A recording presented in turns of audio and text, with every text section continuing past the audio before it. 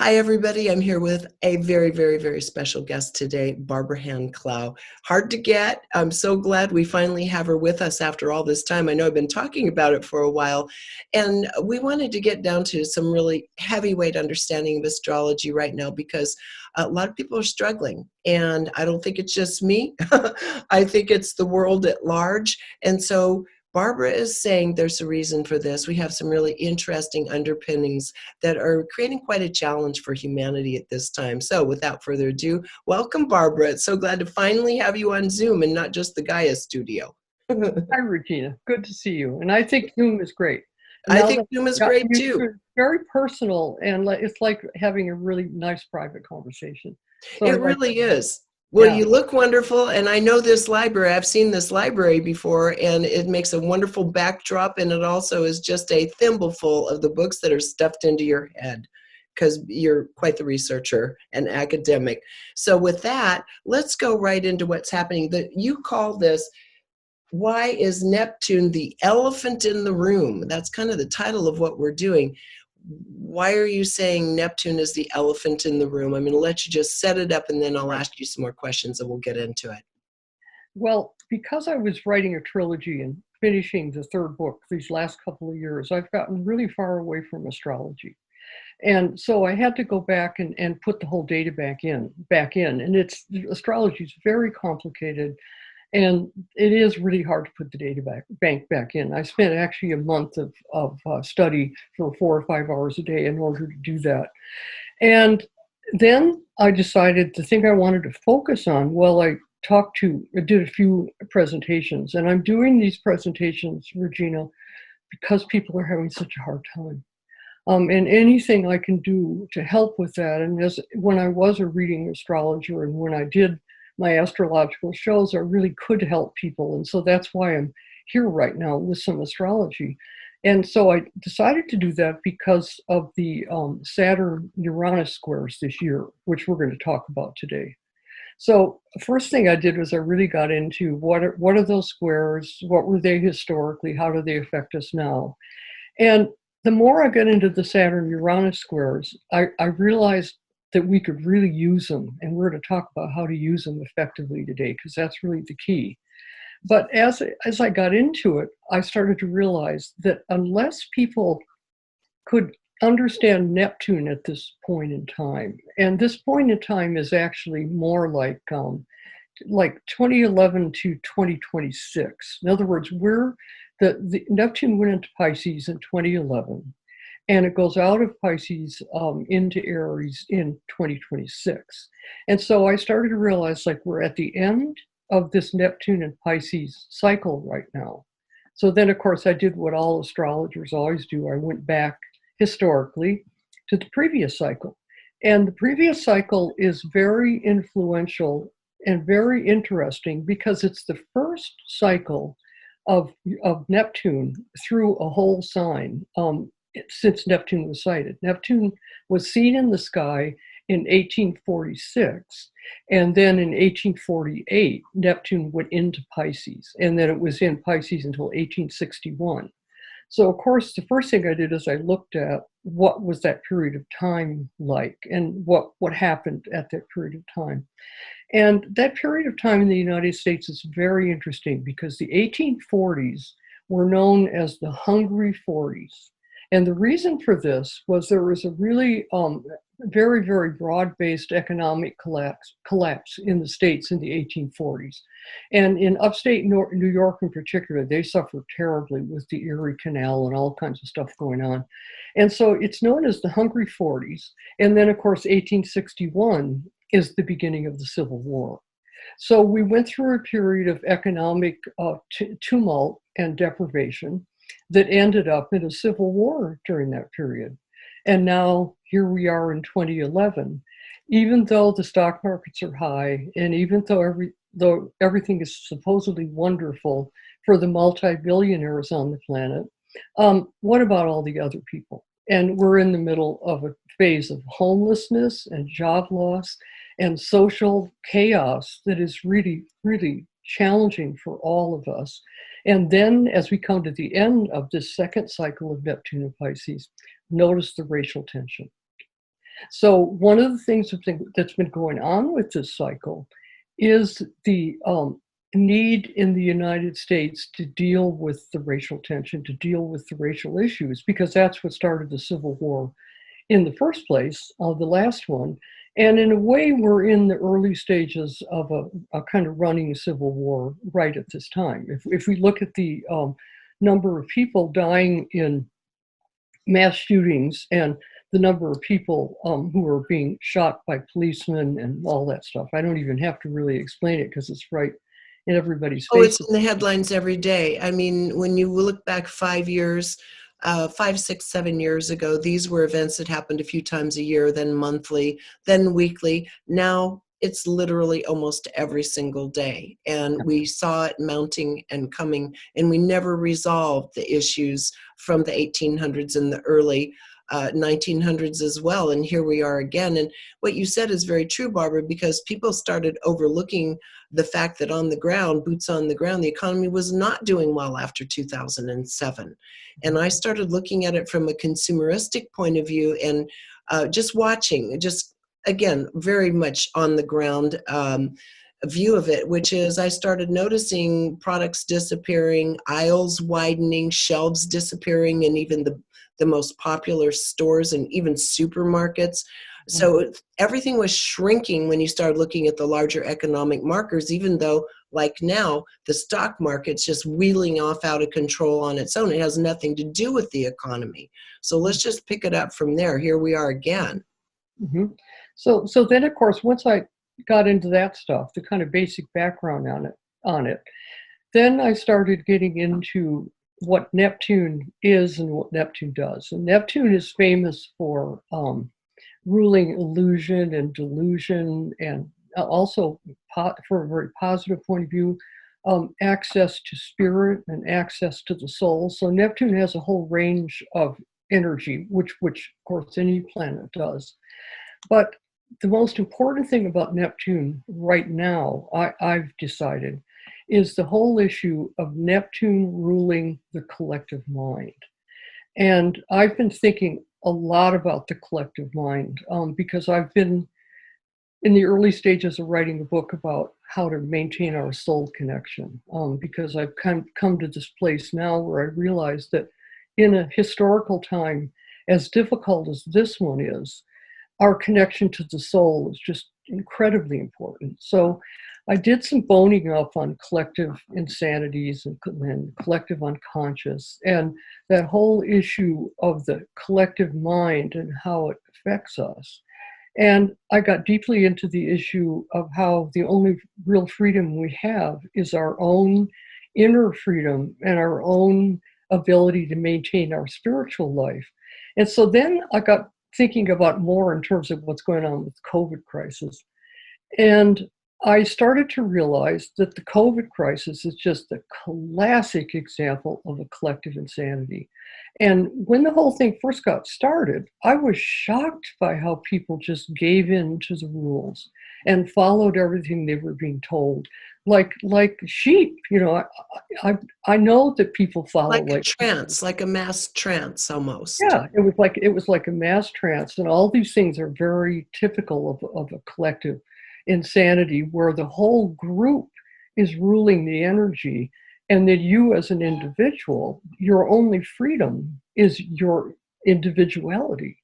And so I started to realize that one of the messages I really want to get across is how dangerous it is to buy into this collective insanity, which most people are. But speaking to individuals today on your show, any one of you or us who is following that collective wave of energy versus your own individual power and consciousness, this is really dangerous stuff. And we also could see it with the Trump phenomenon, where people just would go to rallies and raves and just be part of a collective insanity, if you know. And so that's when I realized Neptune was the elephant in the room. So then that gave me the opportunity to apply that concept to the way the game is being played. So basically what's happening is gurus like Anthony Fauci or your local health minister up here in Canada, or your local health person, whoever it is in the States. Basically, they're playing the game of I'm going to save you. And if you just listen to me, I'll save you. And problem with that is I don't want anybody to save me, but particularly somebody with a needle in their hand that's trying to run after me and jab me. And so I started to see that we've got to start understanding this as a salvation complex in a sense. And we've got to start looking at how much we're buying into that. Like, for example, if you really think that these people are going to save you, well, there you are. But I think it's time to draw back a little bit and, reflect on this. And so I would ask you then, Barbara, is that savior complex, is that part of the illusion delusion that you were talking about regarding Neptune? Is that part of it? yes, because Neptune rules the maddening crowd. Neptune rules a lot of things, but Neptune holds the rulership over this whole issue of the crowd following, like following Hitler in World War II.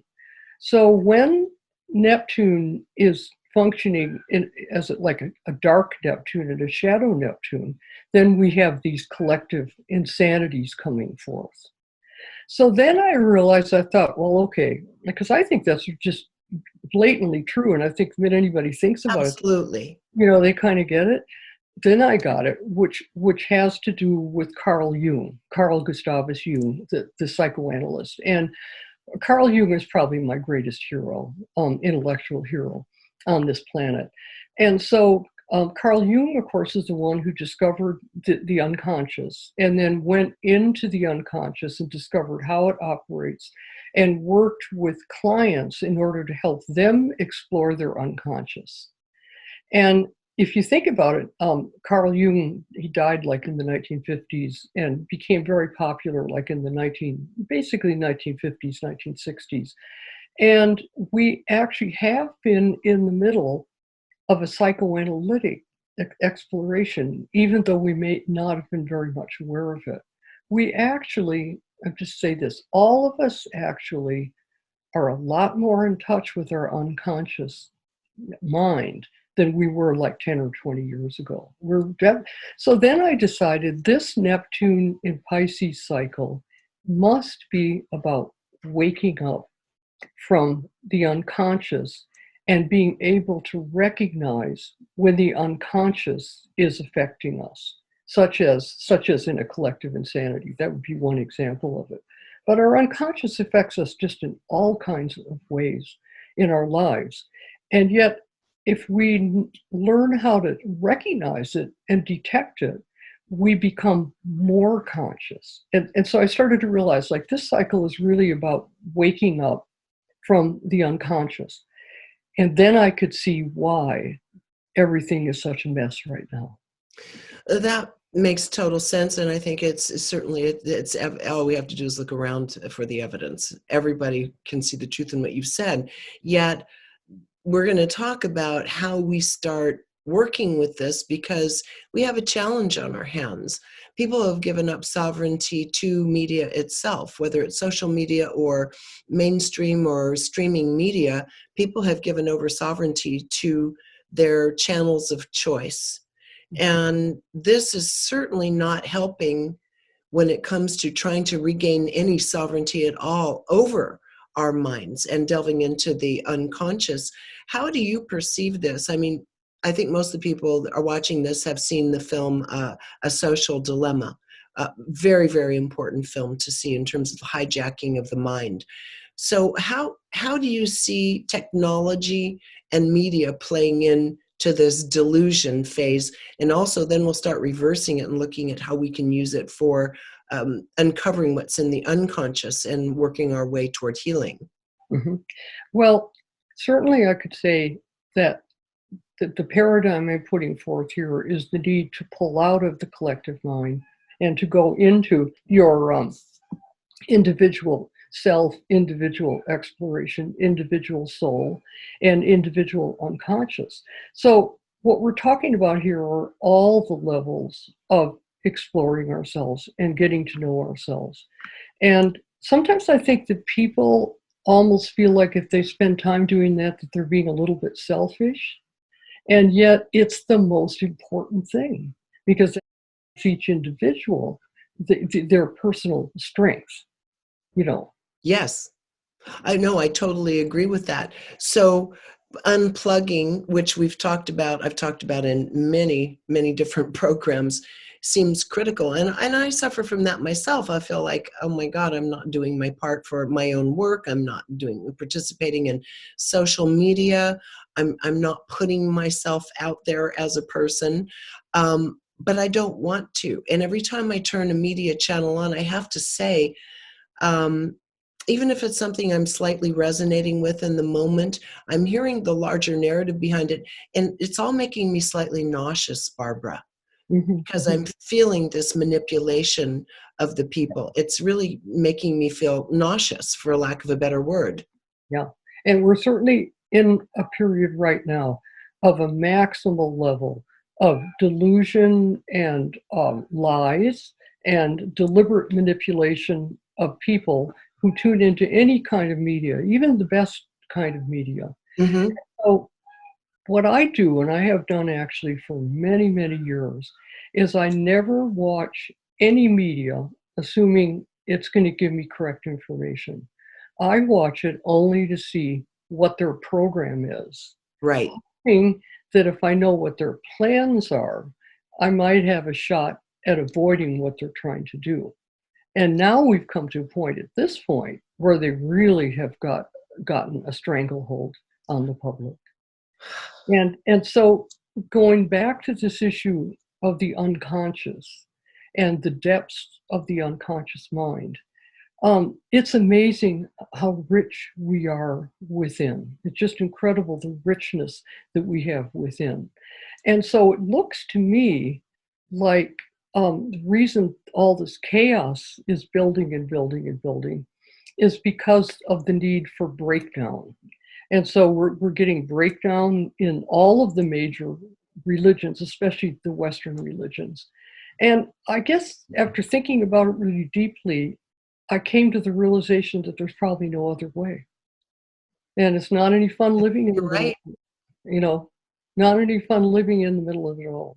No, but you have to tear the house down in order to rebuild it. Yeah, And I know I would think you saw my interview with Simon Chikoisky, who does Vedic astrology and cycles, talking about yeah, I like it a lot. this Hmm. outsider cycle we're in, which is for that. It is for destruction, tearing the house down so we can start rebuilding. But to find the fundamental truth to rebuild from seems to be what is facing us as our challenge. Hmm. Hmm. So this actually leads us right into the issue of the Saturn square Uranus transits, because I went to the Saturn square Uranus transits first because I could see how much practical power they have for us. And, for me, astrology isn't worth it unless it's practical and it gives you ideas about how to proceed in your life in a happier and more effective way. And so, as you know, I don't remember whether we discussed this on a show or not, but last year we had some really huge transits in Capricorn, Saturn conjunct Pluto, Saturn conjunct Jupiter. We've gone through a whole series of gigantic, literally earth changing transits. And the outside events have reflected those transits last year and early this year absolutely perfectly. I've been really amazed by how predictive astrology is at this moment in time. And maybe that's what happens when you're coming to a critical leap point, possibly. But it's almost scary how astrologers can predict what's going to. We can't always say what's going to be happening, but we can tell you when something big is going to happen and what the qualities of it are going to be. So then, regarding this year, the big transit is these three hits of Saturn square Uranus. And the reason that that's a big deal is number one, they can be used intentionally, first of all. So anytime you got transits that you can really use, like Jupiter and going to the lottery and winning the lottery, whatever you're doing, anytime you can get a transit you can use, you really should, because it's pretty powerful stuff.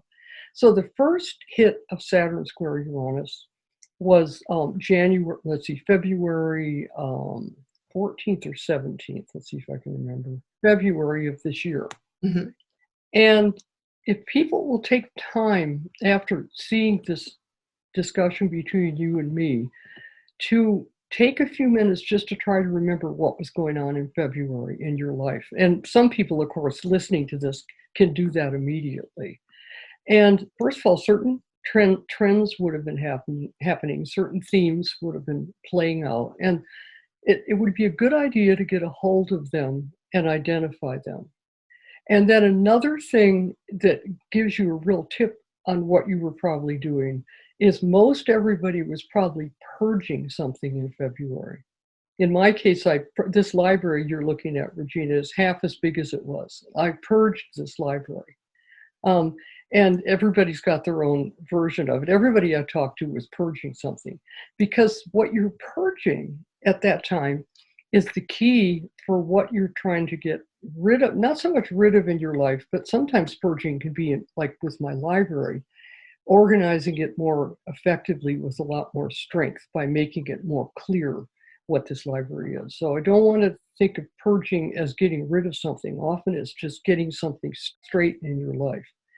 And so if people can identify what it was they were doing in February, then that gives you the chance in the next couple of weeks, because now we're coming up to the second Saturn square Uranus. It's coming up, let's see, June 17th.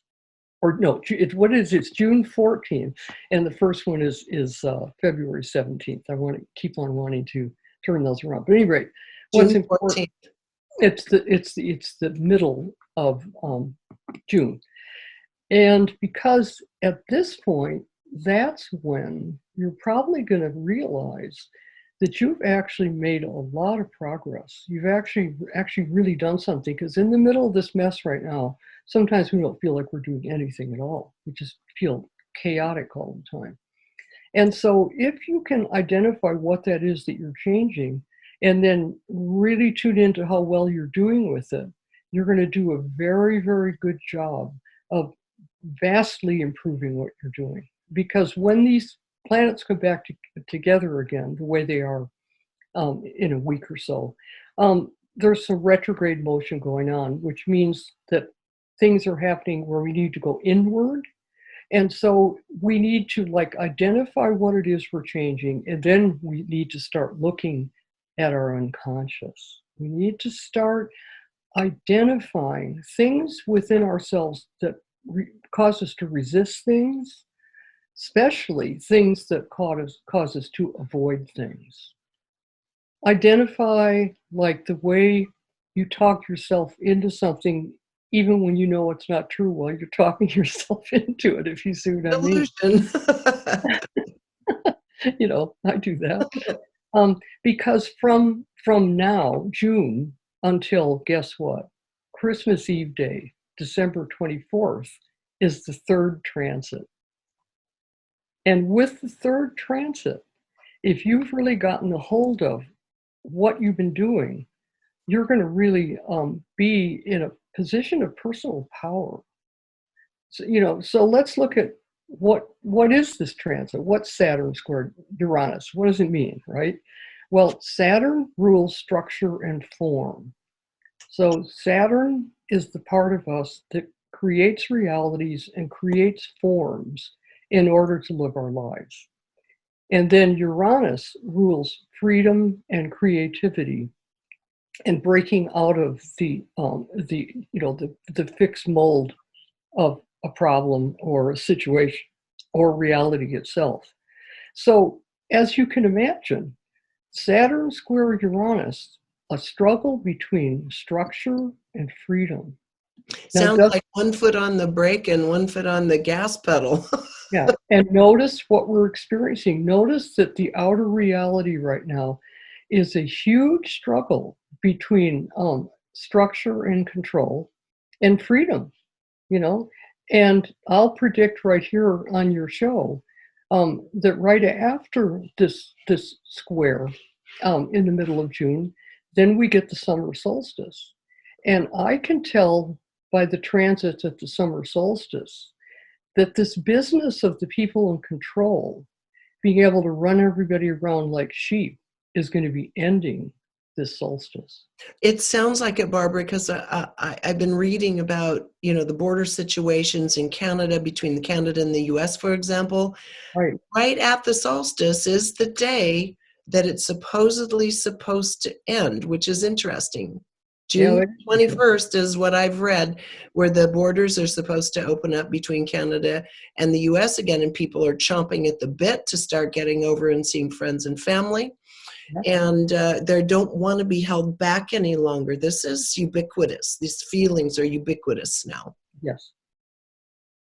I hope you're enjoying this video, because if you are, there are dozens more like it on my site, all supported by people like you. So if you'd like to keep this work rolling in and join our community, just click on the Patreon button at reginameredith.com. That also gives you access to insider commentary, my live book club, and other live events with special guests. So join in. Thanks. So what we're going to do is we're going to analyze the whole cycle. It's actually a cycle from 1988 to 2032. And we're at the third point. In other words, we've got another quarter of this cycle to go. So in a minute, I'm going to go back to 1988 and identify some things, and then look at the first square, the opposition, and then the square that we're in the middle of now. And I'll explain that a little bit better for people so people can understand that easily. But I'd just like to stay with June for a second and make the comment that we're not going to be able to start moving toward the freedom and the creativity that we're attempting to bring forth right now if we're being too controlled. And in my opinion, we have been overly controlled. We've been sold a bill of goods, and most people have followed it. I have not followed it, and I never will. But most people have. And because most people have followed it, we're like in the middle of a vice grip. And I can tell by the transits that what we're going to be seeing around the time of the solstice and coming up very soon here now, a lot of demonstrations, a lot of anger, and a lot of refusal to continue to put up with this, because it's just become absolutely untenable. So we'll be able to see that better if we go back to the whole cycle. Okay. So each one of these Saturn-Uranus cycles is 44 years long. And it starts with the conjunction of Saturn-Uranus. And there's a conjunction of Saturn and Uranus every 44 years. And then a whole social and economic and political cycle of the struggle between control and freedom starts. And each one of these cycles has a different character to it. Okay, so to make it really easy for people, let's go back for about a minute to the one before this one, the 44 years before 1988. That cycle is 1942 to 1988. And during that cycle, we had a major movement in culture in the United States and in the world toward more political freedom and more social freedom. Okay, I'll just leave it at that, because that's basically what happened during those years. Then when we come to 1988 and we look at what's going on, what was happening around the planet was a lot of exploration of really unusual spiritual ideas, new paradigms, trying to change the historical and geological paradigm, which has been so faulty. I did, of course, a lot of work in that area with my book called Catastrophobia. But a lot of us got together, Graham Hancock and Andrew Collins and me and a bunch of people, and we started really trying to knock down the false timeline and the false historical paradigm. Because if people don't have the correct story, they're going to always be handicapped and they're always going to be missing opportunities. And so at this point, if you think about it, we've really matured a lot. And at this point, most people realize that there was a great global maritime civilization 12, 15,000 years ago called Atlantis. A lot of people know about that stuff. So if we go back to 1988, and I can attest to this because I was in the middle of major research in that area, those new paradigms were just starting to hit really hard, especially Graham Hancock was hitting really hard at that point. So we could say The that gods. in 1988, as we look at the struggle between control systems and our freedom, we definitely could say that there was a huge desire to break out of lies and to break out of false stories and start to straighten out what's really happening to us on this planet. Would that be fair? Yes. Yeah, okay. So then we go to the first square. Now, what am I talking about? Well, it starts with Saturn conjunct Uranus. And in this case, in 1988, Saturn conjuncted Uranus in 27 degrees Sagittarius. 27 degrees Sagittarius is the galactic center. So this work that's been going on during the period between 1988 and 2032 has to do with us being galactocentric. In other words, we went from geocentric in 1600 AD to heliocentric, and right now we're becoming galactocentric, which means that we are probably going to have disclosure and meetings with other beings in the universe besides Earthlings on Earth. And as many people That is, yes, and that is going on the ground right now.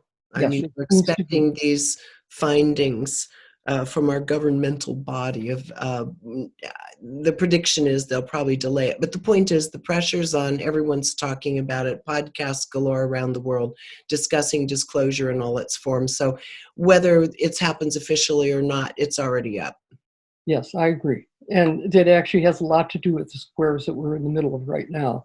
But let's go back to the first square. So what happens astronomically is Saturn and Uranus conjunct in the sky, in this case in 27 Sag on the galactic center. Then they keep moving forward.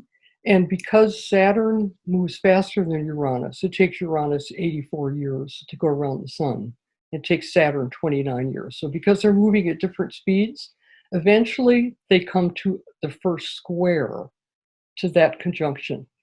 And when you look at that first square to the conjunction, which is 1999 to 2000, you start to see, like, how would I put this? You kind of start to see where the spider is in the spider web in the room. Because as people try to transform and try to raise their consciousness and try to improve our understanding of things on the planet, immediately all the control agencies, the intelligence agencies and the economic controllers and all, they all go to work to find a way to squash us. Yeah. 1999, 2000, Y2K. Yes. Right. And at the same time, if I can just interject this was a time that the conferences, like the spiritually based and consciousness conferences, really started burgeoning, where all of the top people would be together in one room at, for example, the Prophets Conference that used to happen, Science and Consciousness. All these really started gaining steam at this time. I agree. And that, of course, was building and starting in 1988 and then building and developing. Mm-hmm. And yes, it was a big deal in 1999, 2000. But looking for the foil, what happened with Y2K, which was just another typical game to fool people, to get people to buy a whole bunch more computers and all that sort of stuff. It's so obvious. What did happen is people started to realize they couldn't avoid the internet. And for me, that was a really big deal. I never have wanted to have a computer and deal with the internet. And I resisted like crazy. But as an astrologer, of course, I had to have a computer. So what I did for years is I had an astrology, a computer that I just used only for astrology. But 1999, 2000, I realized, like, whether I like it or not, we're all going to have to connect up. So that first square was really the point where people realized they had to connect up. And so they did. So then we had all this connection going on, building in the early 2000s. Then we come to the opposition. Well, what does that mean? It just means that because Saturn goes faster and Uranus is slower, finally in the sky, Saturn comes to the point where it's opposite Uranus. And at that point, that's when we start to really see the whole spectrum of this development that started in 1988. So think of what happened in at the third opposition, 2008, 2009. We had a financial collapse and a tech financial collapse, especially housing derivatives also, but we had a financial and tech crash. And what we see at that point is we see that this isn't going to necessarily be so easy to create what we're trying to create. We start to see some of the difficulties in that, and we just start to see the economic washout. Is there anything else you'd like to say about that, Regina? No, I mean, that period of time, also we're looking at leading into 2012, right? Yeah. And then we had a whole other psycho-spiritual kind of opportunity at that time that was leading into. And I know that you'll get to that because that's something you put a good amount of research and time into over the years. Well, yeah, and if we'll just take that up for a second. If we go back to 1999, and we look at Carl Kalaman's research, what we're looking at is a period of time from 1999 to 2011 that Carl calls the galactic underworld. Mm-hmm. So if we look at it from that point of view, but it's actually the same in the sense that the galactic underworld, it just covers that span of that hot and fast evolution of techie and artificial intelligence in our lives. And you're right. And so then if we come up to 2008, 2009, we still have 4 or 5 years to go until the actual end of the Mayan calendar.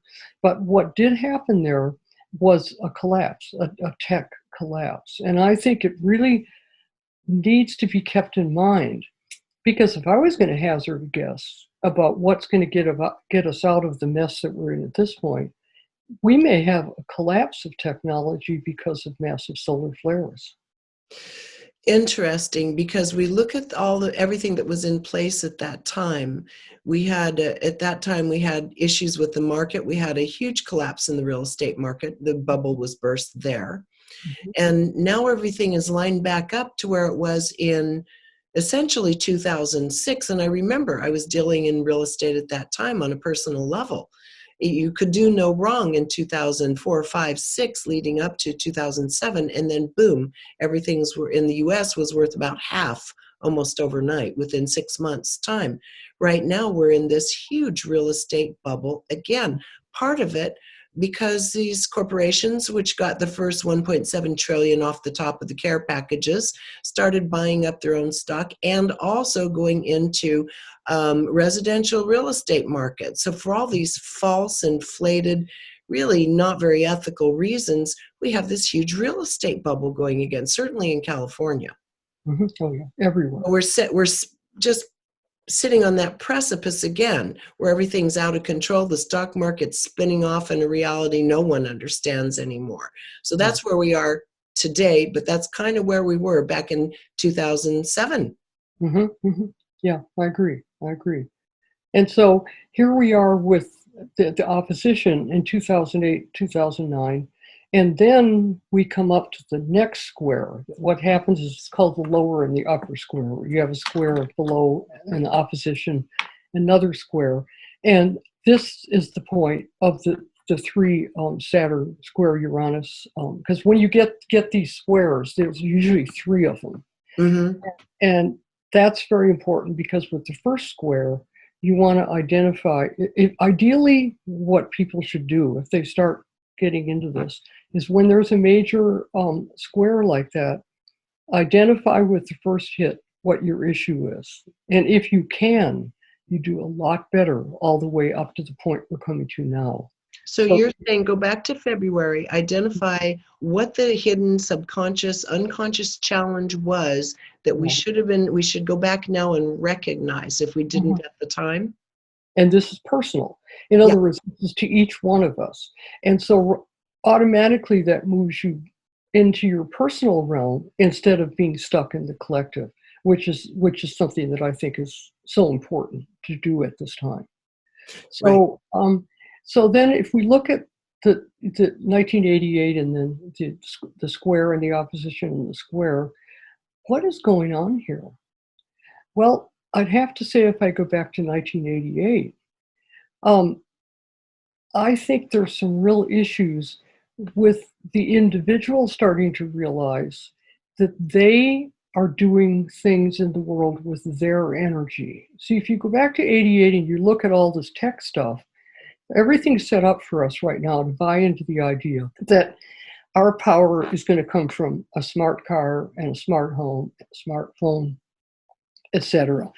And at the same time, what's fascinating to me about technology and about inventions is if you look at technology and inventions as something that came into existence to teach you something about your own potential, you're going to start to do some really amazing things. Because I don't need any of these devices. I'm 100% psychic, and I can sense anything going on anywhere on the planet if I want to tune into it. And everybody watching this show has that ability. And I think that people are learning these things from their devices.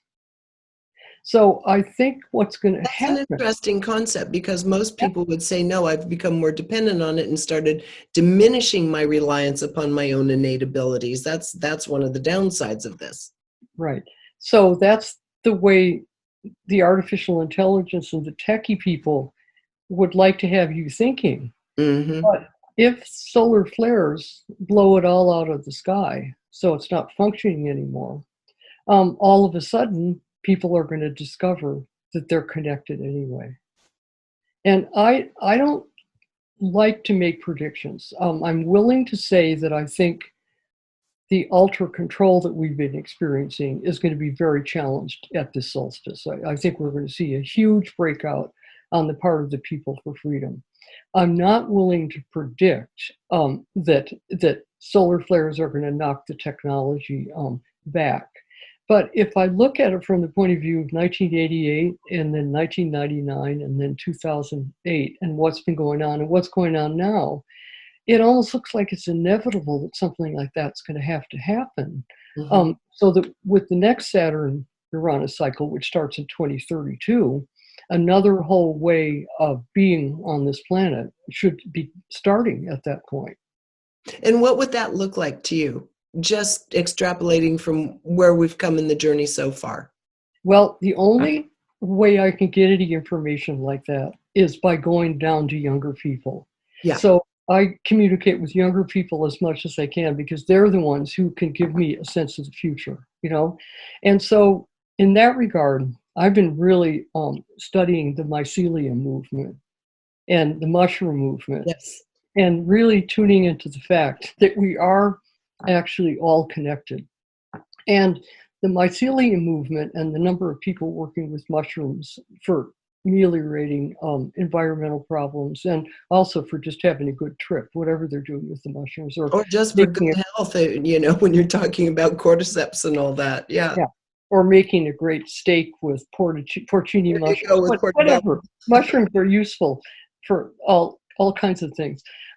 But mushrooms, when you really get into this, our whole planet is all connected up because of mushrooms.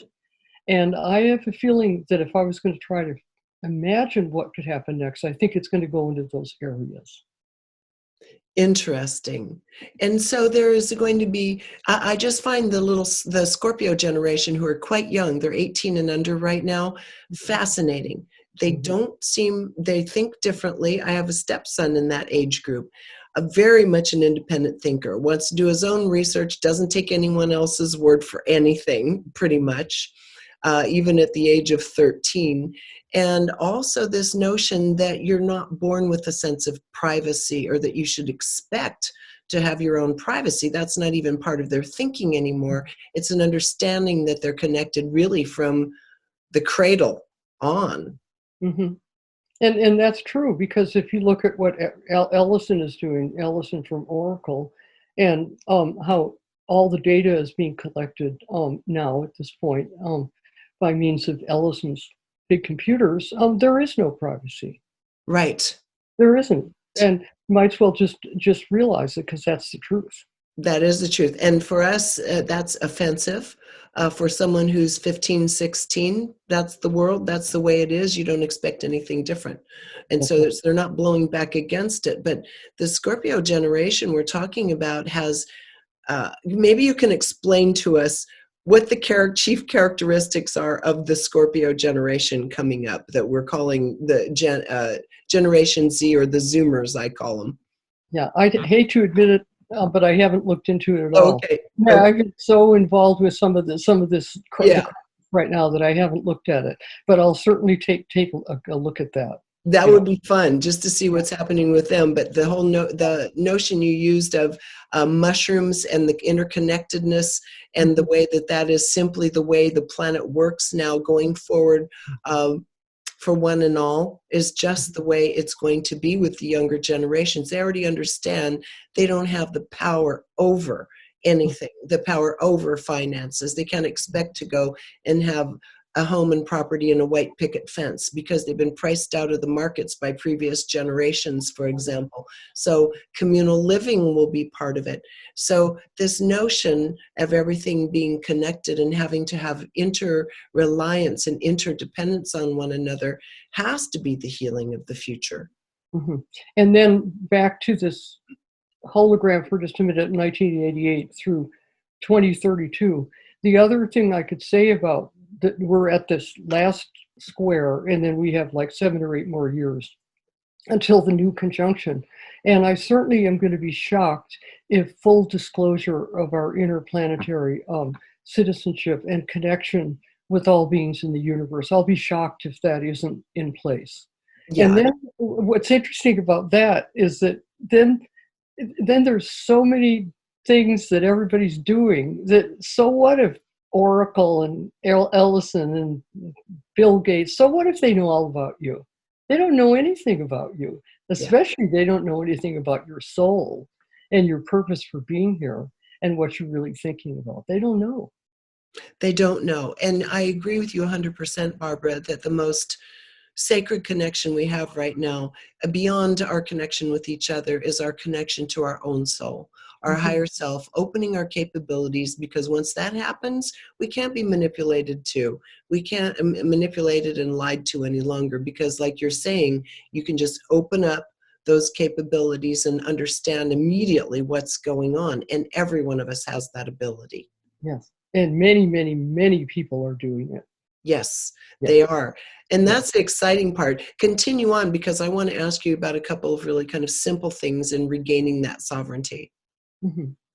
So basically, I would say that I think this next quarter of this transit since 1988 is going to really be about the interconnection. Remember, back to the conjunction in 1988 on the galactic center. Yes. So what's been going on deep inside is, person by person, people have been thinking and studying this issue of whether extraterrestrials are real, whether they're dimensional, whatever is going. It's a long, long topic. And if disclosure actually happens, I'd love to get back on with you and talk about what probably we'll be able to tell by how the whole thing unfolds, what the meaning of it is, probably, I would think. I think so, and I'm connected with a lot of those people, as you know, and so I would love to get your perspective on it. So once that does happen, in beyond the ways that it's already happening, and I would argue that disclosure has already occurred. Enough has come out. Yeah, enough has come out. But if we see something that is more overt, we definitely want to get back on. And I want to ask you this then. So we're looking from the galactic center, we're looking at the mycelium, we're looking at a generation that is just accustomed to being connected and not having what we knew as privacy. So this interconnectedness is happening in connection between us all. But what has been lost in this recent phase, I think, of media manipulation, social media manipulation, is our own sense of truth, value, virtues. People have just some people have literally tossed these things overboard for convenience and to be part of some kind of uber thinking. So now, how do we put truth and values and virtues back into this mix as we're connecting with our deeper unconscious and soul? The minute people move into that deeper level of themselves, then automatically all of these issues rearrange themselves. You know, a lot of things that people think they believe in right now, they won't even remember it a couple of years from now. Yeah, I hope that's true. Because there's been there's been such a division between people, friendships and families over these delusional and illusional concepts that have been bandied about and reinforced through social media in particular, that part has been very, very hard on people's hearts, to lose friends and families, family members and such, to kind of a new type of fundamentalist thinking that goes far beyond religion or anything organized, and trying to see how people come back from that kind of co-opted fundamentalist thinking is really kind of interesting. How do you view it? I mean, do you think this will happen organically, or I we think have we it's just happening, Regina, because what COVID has forced most families to do is to draw more closely together. Even though we've been separated and have been torn apart in the way that we have, still family, I notice family by family, people are just drawing really, really closely together. They can't take those things away from us. Nobody can take those things away from us. That's been shown historically for thousands of years, that people true? will continue to strengthen their families and work with their families. Very true. Yeah. I'm even noticing this in my personal life. My family and I are closer than ever. Yes, in my Um, case, that's true also. And then there are things going on now where things are being revealed, like the resident problem with the residential schools in Canada and child abuse. And yes, as you know, my trilogy is all about priestly sexual abuse, which is child abuse. So I've been deeply into this issue for many, many years. Most of us who wanted to look into it knew 20 or 30 years ago that this had happened in the schools.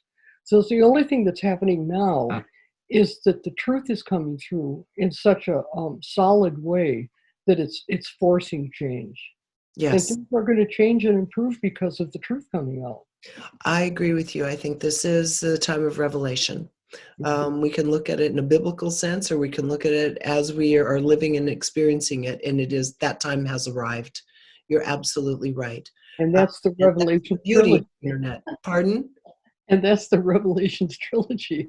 I know you're, oh my gosh. Well, I have read the third one. I know you Yeah. did a little more editing on it after I read the galley. I cannot wait to reread it, but it is so powerful, Barbara. We're going to do another interview on that at Gaia and here, closer to the release date on the third of the trilogy. And wow, that one was powerful, I have to say, because you really have to sit in the middle of all that's happened, all of our potential in this kind of exquisite vice that we find ourselves in right now, until we squeezing ourselves up to our higher capacities. You did a beautiful job in that.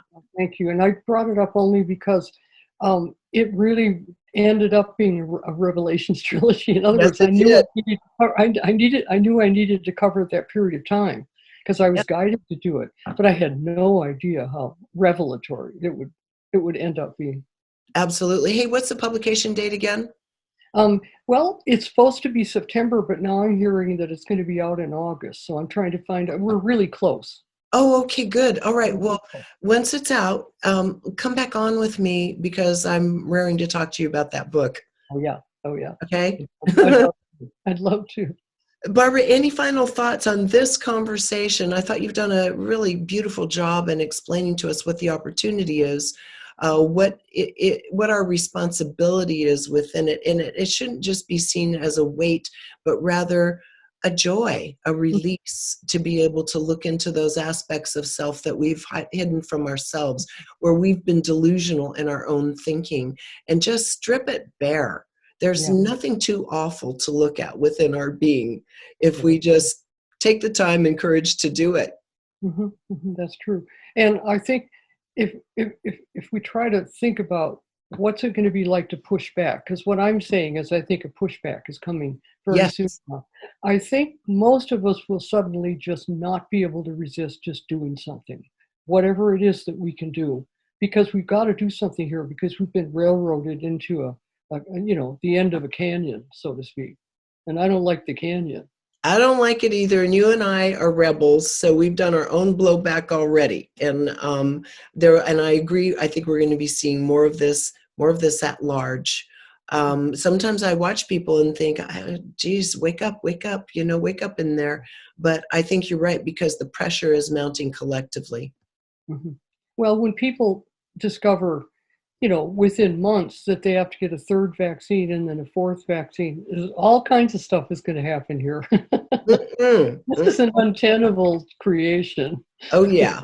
Yeah, Mm. we won't even get into that. The messages I got intuitively at the very beginning of this, now it's been 16, 17 months ago, have all turned out to be right on. And I'm so glad I just stuck to my own truth and watched and researched and listened and kept myself away from all of it.